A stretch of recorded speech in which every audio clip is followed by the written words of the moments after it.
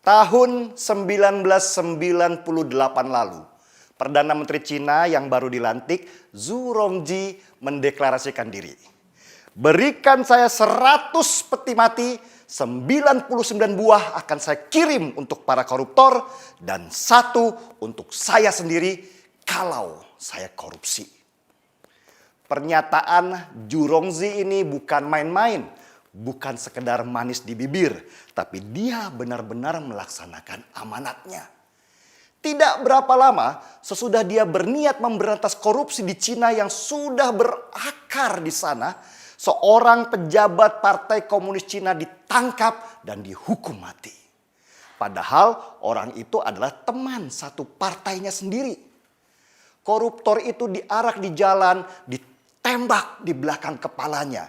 Seluruh hartanya disita oleh negara dan keluarganya disuruh mengganti peluru yang dikeluarkan untuk menembaknya mati. Kejam? Banyak yang bilang begitu. Dan kelompok hak asasi manusia yang berpusat di Amerika seperti biasa teriak-teriak, protes, tidak boleh ada hukuman mati karena manusia punya hak untuk hidup. Tapi Cina tidak peduli. Ribuan lagi koruptor mereka tangkap dan mereka tembak mati. Bahkan proses eksekusinya saja mereka siarkan di televisi supaya ada efek jerah. Dan hasilnya ekonomi mereka meroket. Mereka sekarang sejajar dengan negara-negara maju di dunia dengan aset ratusan ribu triliun rupiah. Bahkan mereka berani head to head masalah ekonomi dengan Amerika. Bisakah Indonesia menjadi seperti Cina pertumbuhan ekonominya? Bisa, asal mau sedikit kejam terutama pada koruptornya. Indonesia sama seperti Cina sebelum tahun 1998. Korupsi sudah menjadi budaya dari atas sampai bawah. Kalau nggak korupsi rasanya badan nggak enak. Soalnya di sekitarnya begitu semua. Pertanyaannya, beranikah Indonesia? Wacana hukuman mati untuk koruptor di Indonesia sebenarnya adalah wacana lama. Tapi tidak pernah berhasil dilaksanakan. Ya gimana? Wong untuk itu harus dibuat undang-undangnya dulu. Yang membuat adalah DPR. Dan di mana koruptor yang paling banyak? Ya di DPR juga. Mana mau maling nangkap maling. Selain itu, perangkat hukum kita seperti KPK juga gak bersih-bersih amat. Bukannya sibuk membangun sistem supaya orang tidak bisa korupsi, malah main politik. Kebayang kalau mereka main tangkap sembarang orang hanya karena tidak senang. Orang tidak bersalah bisa hilang nyawanya. Cina bisa dengan mudah membuat produk undang-undang hukuman mati untuk koruptor. Itu karena mereka adalah negara satu partai. Jadi lebih mudah membuat peraturan. Sedangkan di Indonesia ada banyak partai, banyak kepentingan. Mau bikin produk undang-undang saja berantemnya nggak selesai-selesai. Tapi pas gajian, nagih duluan. Para anggota DPR yang mayoritas dari partai itu punya konsep yang mirip-mirip Julius Caesar, Vini, Vidi, Vici. Kami datang, kami lihat, kami taklukkan.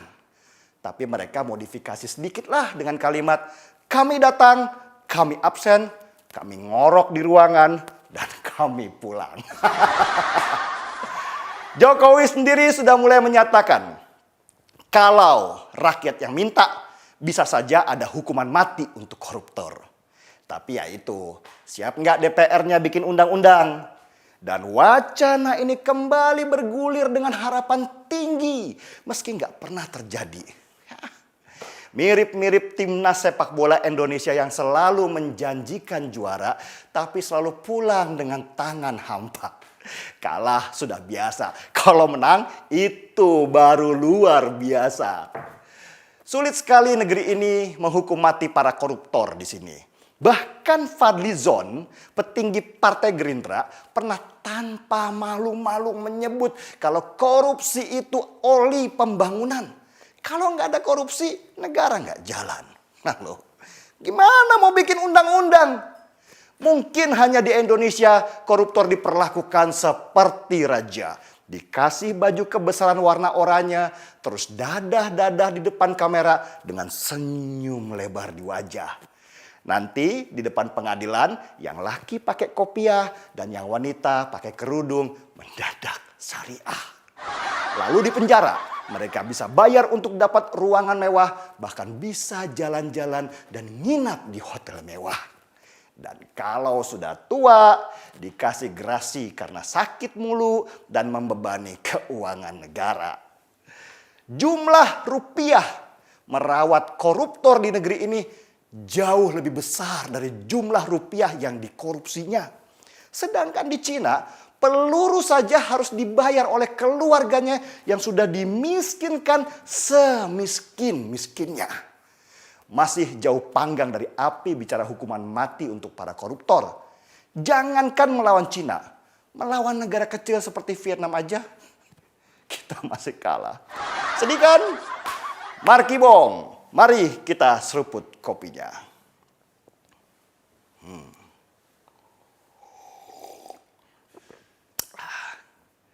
Saya Denny Siregar, kita di acara